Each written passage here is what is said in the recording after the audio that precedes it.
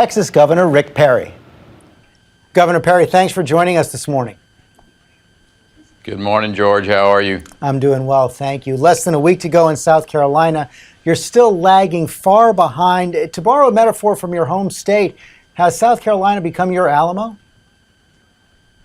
Oh, I don't think so, but we get out every day and go take our message of job creation, and we're the most consistent fiscal conservative and social conservative in the race, and that's our message both on the airways and out on the campaign trail. So, the retail politics in South Carolina have been awesome.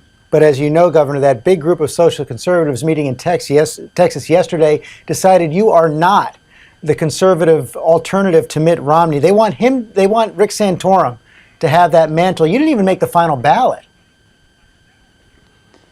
Well, that's what they said about Ronald Reagan as well. That he was unelectable. He was not the one that they wanted to pick. But South Carolina citizens said, you know what, he is. So we'll wait and see Saturday what the people of South Carolina say. What's your message this final week? Well, it's all about jobs and getting this country back working again. I'm 11 years of executive governing experience that has created 1 million jobs in my home state, the 13th largest economy in the world. Keep the taxes low, the regulatory climate fair and predictable, a legal system that doesn't allow for oversuing, and in a state that's got quite a military history and a lot of veterans here.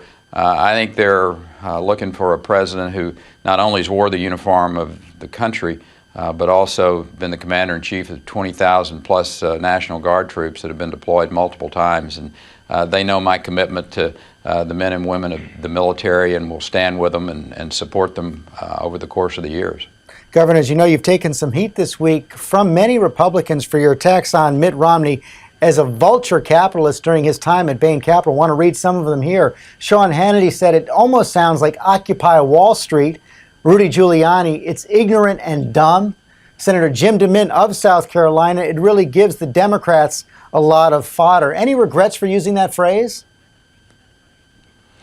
Well, I think the issue, it's not a new phrase. It was used by Stuart Stevens, who's one of Mitt Romney's consultants against Meg Whitman. So I think the issue for everyone is that, look, this is not something that we knew wasn't coming up, and it's better to be talking about it here in January in South Carolina than it is in September and October with a nominee. So if it is a fatal flaw, then we need to talk about it now. So the issue has been about who's best prepared and who has the background of creating jobs, and that's what those comments were always about, was that who is the job creator that's on that stage. And I will submit to you that my job creation record is incomparable when it comes to the other candidates on that stage. So you don't buy Mitt Romney's argument that at Bain he created more than 100,000 jobs? Well, I think the issue is what's the total? It's just like Sarah Palin. When Sarah asked that question, she said, that's really what this issue is all about, not whether or not the Bain Capital is a job creator or not, but did they really create that many jobs? So yeah, I think the question's out there, and it's a good conversation to have. We're going to get tested by Obama and his group, so you better have all of these answers done early.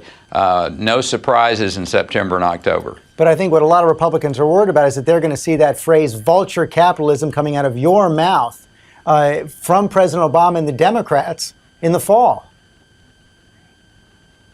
Well, the issue is about job creation, and as I said, I think if this is a fatal flaw, it needs to be talked about now rather than in September. So, we're talking about it, and the people of South Carolina will decide whether or not that's a problem or not. So, Governor Perry, what's your plan going forward? If you don't come in first or a close second in South Carolina, is that it for your campaign?